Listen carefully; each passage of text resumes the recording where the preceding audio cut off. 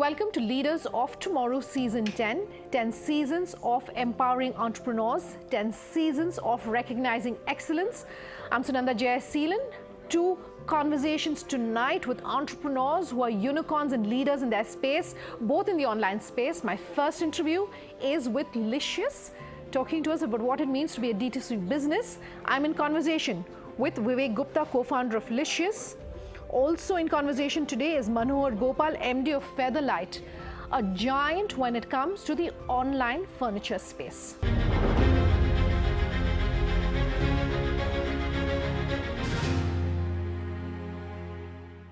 Here's a slice of a conversation that I did with India's first D2C unicorn, talking to us about everything to do with the frozen meat and the meat industry, why there's so much potential for growth in the country, his advice for small businesses, as well as what growth is looking like for them. Listen in.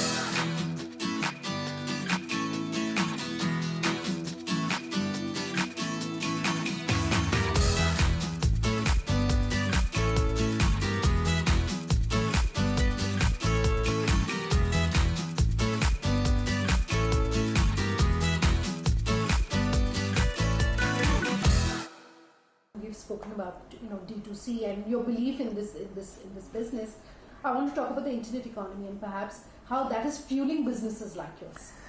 Yeah, actually, if I spent 10 years at Helion, I told you. So if we go back 10, 12 years ago when Flipkart kind of companies were getting built, all of the investors would have imagined that India will not see internet growth like this. Consumers will not come online to buy. With just two, three companies like Flipkart, Amazon, Swiggy, I think that battle is already won. Consumers are coming online, but the biggest battle still which D2C had to fight was creating value proposition in consumers' eyes, which is bigger than price. So you would have heard stories like consumers go offline and then check the price and then check the price online and then buy. But at Licious, we have created value proposition which is much bigger than that. So our product quality versus what available in market is gap of like 1 to 100. Our experience, our just catalog of meat. We have 300 plus SKUs in meat, whereas you can, as a consumer, you can only imagine 6. So we have taken a recipe backward view. So if, for example, you being Kannadiga, you cook chicken curry in a very different style, whereas me being from Chandigarh, Punjabi, we will be like more butter chickens and kadhai chicken. So the cuts are different. So any category can be imagined very differently. And when you take away your comparison away from the price to experiential, then the game is very, very different. You are fighting. And at some stage we dialed up our ready to cook category. See, in India there is one habit that when we cook food in our kitchen, we think it is a healthy food. Right, we are giving something safe because we are cooking, we use a higher quality oil. So that is where Licious played very safely. So we have actually created products which you can cook in your kitchens and we make your life easy. So the motto is you can actually cook a restaurant style dish at home, and obviously it is much more healthy, much more clean label, much more safer, hygienic wise, etc. And that investment in ready to cook also has elevated Licious in front of consumers' eyes, and we have gone away from meat.com types of comparison. So I want to talk about the consumers that you target, and you're talking about the potential of the market, but I'm curious, what are your pricing like, what are your price points like? Are you talking to a specific consumer because you're talking to someone who's comfortable buying products like this online?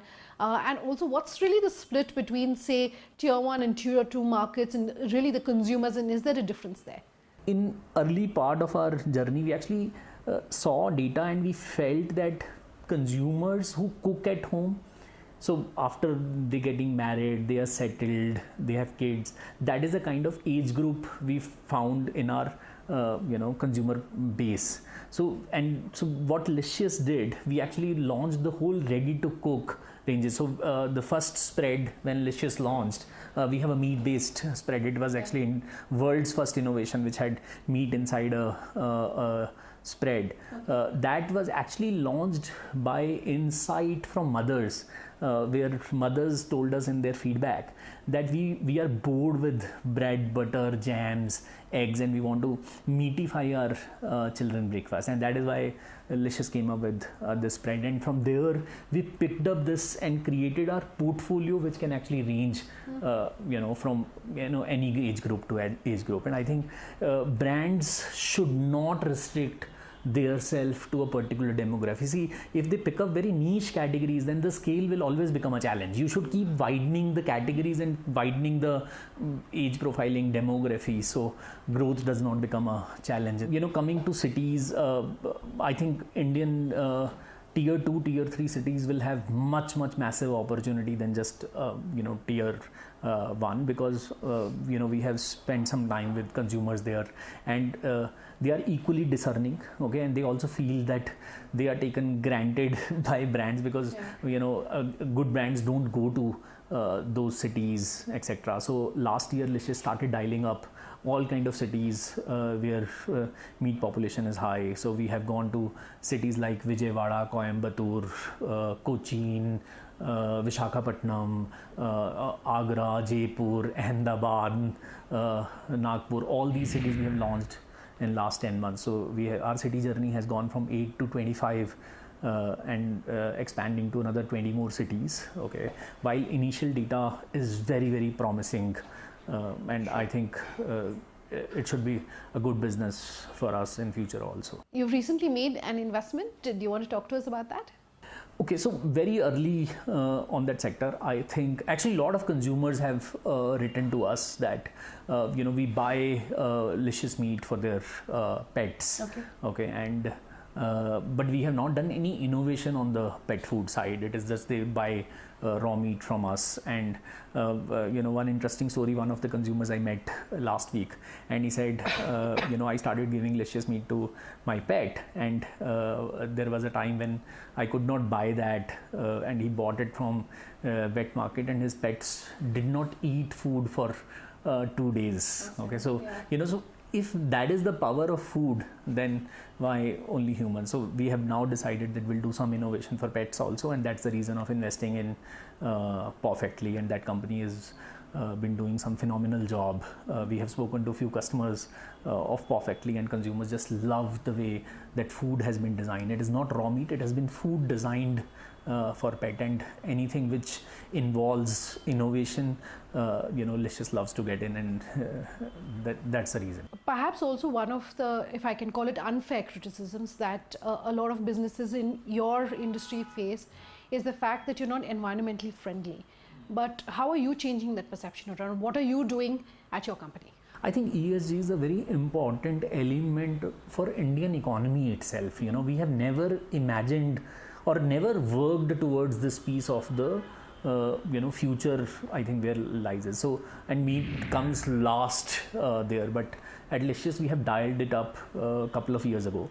Okay, so we have recently got certifications, ISO 45000, 14000, SA 8000, all these are global standards to comply with some of this. And we have picked up every single work which is needed to make environmental friendly agriculture or producing meat.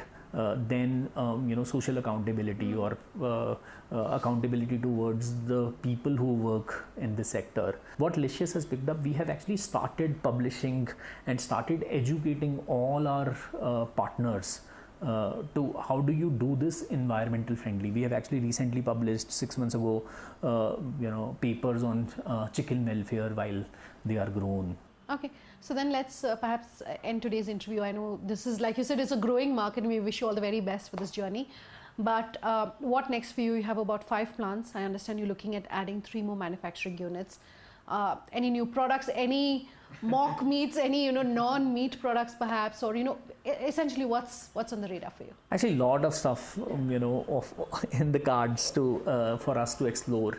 I think investing in manufacturing and some of the source is one of the important one for making the supply chain better and better. Not only manufacturing, we are actually in last 1 year we have gone very deep into our supply chain, where today Licious has his own breeder farms in chickens and producing his own product. Similar thing we are doing in aquaculture, etc. So that is one kind of investment. This is on the supply chain side. On the consumer side, one of the biggest thing which we are looking forward is our offline presence. So Licious has come up with first store in Bangalore, Koramangala, and you should maybe visit that store sometime, and your view about how meat can get sold in offline world will change. We are calling internally it as meat cafe. Okay, so you can go eat food, sit there, enjoy. So that's the imagination. I think that is the power of food also. So omni-channel is going to be one of our biggest thing going forward. Investing in more ready to cook categories. You would have seen ads on our burger patties launch, which is becoming a rage. In last 1 week, product is not available, etc. So at heart of Licious, I think we are just innovators at food. All right, Vivek, so good having you here with us. Thank you, Sunanda. And all the very best for your journey. Thanks for taking the time. Thank you. I'll slip into a short break. More on the other side. Do stay tuned.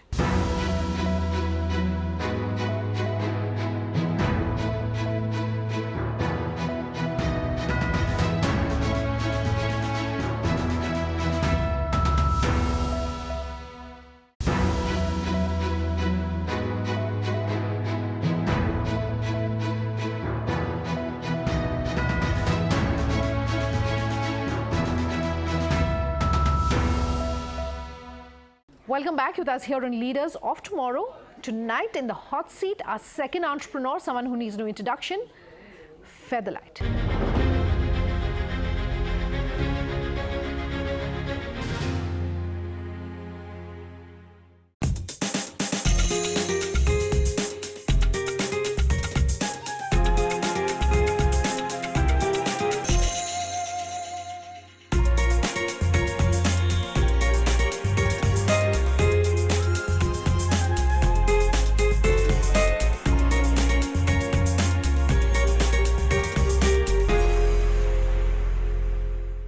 Let me come to what I find is quite fascinating about your business, the family constitution that you were speaking about. We are shooting here in your beautiful home here in the heart of Bangalore, and I understand that not only do you and your two brothers, not only are you all closely involved in the business, taking all decisions together, you all also live together. What is it that really is holding the family business together? What do you think is making you all tick at a time when we're seeing so many family businesses that are in the news for the wrong reasons? Okay, this is a very tough question to answer, but let me tell you what we do, okay? As simple. One is we don't interfere in each one's decision-making process. Each one kind of runs a vertical, and he runs the vertical himself. They can come to you for advice, but you don't get into somebody else's space, I would say, okay? Number one. Number two, unconsciously we've created a constitution for 25 years that we don't overspend, whether it's your home or your car, whatever. Or your holidays. I understand you love to take at least, 4 holidays a year? I do. Okay. So we have a passion, or each one does. And, having said that, we've kind of put a limit on what we spend in whatever you do. And we try and stay within those limits. Now with the constitution, it's made it much easier because we have the next generation in, so we have, kind of coined up amounts of money that they can spend, whether it's in investment, personal, holidays, cars that they can buy. Just about everything is in the constitution. Okay. Has it been well received? It has been. In fact, everybody was involved in it. It was not just us who actually made the conversation. All the 6 next-gen children were part of that constitution, so they have a big role to play. In fact, they are the ones who actually drove the constitution. So, to me, I'm very happy that it's being done as we speak. Okay, so if you can use this answer as a masterclass of sorts for our entrepreneurs, because most of the small businesses we speak with are, of course, family-owned and run businesses. If you can give them the top 2 or 3 things that you want to leave them as you're winding down this interview with, to say this is what you should keep in mind if you're a family-owned business? One is stay with your path that you have chosen, whatever you're doing. Two is don't go overboard as far as investments are concerned. I think taking one step at a time, seeing that growth and then going to the next step is the right thing to do.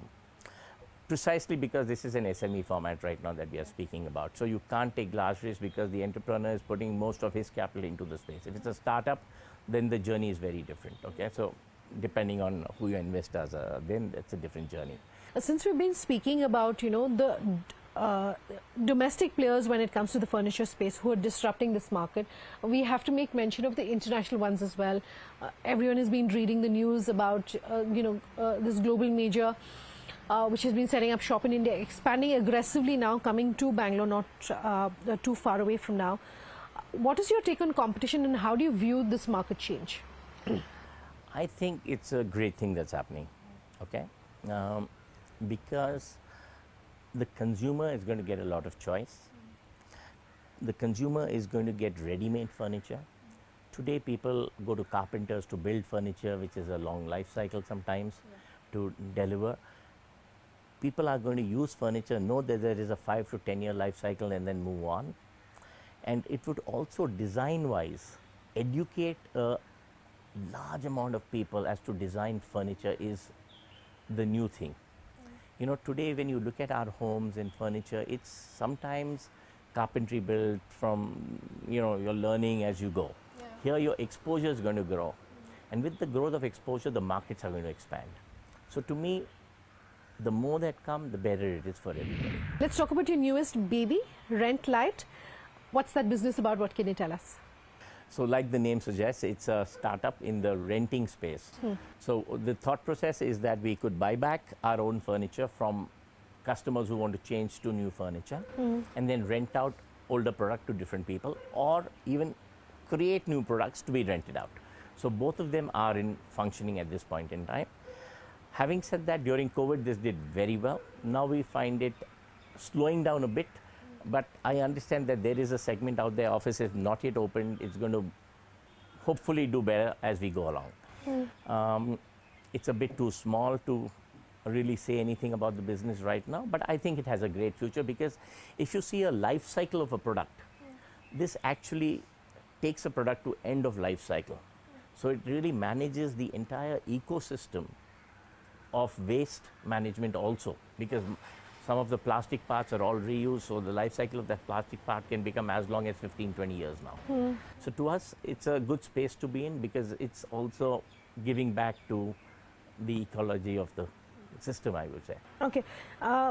For small businesses which are watching this interview to say, the renting model, the online renting model, I know that we did speak about online versus offline, but the online rental model for furniture, at one point you had a lot of businesses that were entering this space. Just your long-term view on the future of this business, of this model? See, the problem with this business is that it draws a lot of capital into the system. Okay, so keeping this asset light is going to be one challenge. Okay, there are enough players already in the business. But if managed well, the growth cannot be exponential anymore. I want to talk about being Atmanirbhar for a manufacturer such as yourself, and perhaps not enough is being said for furniture manufacturers in the country. How do you view that as a scheme? What sort of benefits perhaps have you seen from there? I think it's a fantastic step in the right direction. Okay. To me, it's music. India can easily be in self-sufficient in furniture, I would say. Okay. There are a few initiatives that the government is now coming out with. The Tamil Nadu government is opening up a whole furniture park in Tuticorin. Oh, okay. Okay, and other states are also looking to do the same. And the industry is not rocket science per se. Having said that, there's a little over dependence on China for imports, which I think can easily be stopped by producing in India. It's only a function of time, and I see it happening faster than you would probably expect. Okay, so we've run out of time on today's interview, Manohar, but before I end, I must ask you, I understand that spending on holidays is your great weakness. Where is your next holiday coming up? Actually, we were planned to go to Greece. We just got cancelled now. A friend of mine couldn't get his visas on time. So I don't know, to be frank, but it would probably some part of Europe. Thank you so much for speaking with us. Thank you so much, Ananda. Thank you, Manohar. Really nice. Thank you. Out of time on tonight's interview. If you have any feedback for us, do let us know. Our details on your screens as we speak. Thanks for watching. Have a good night.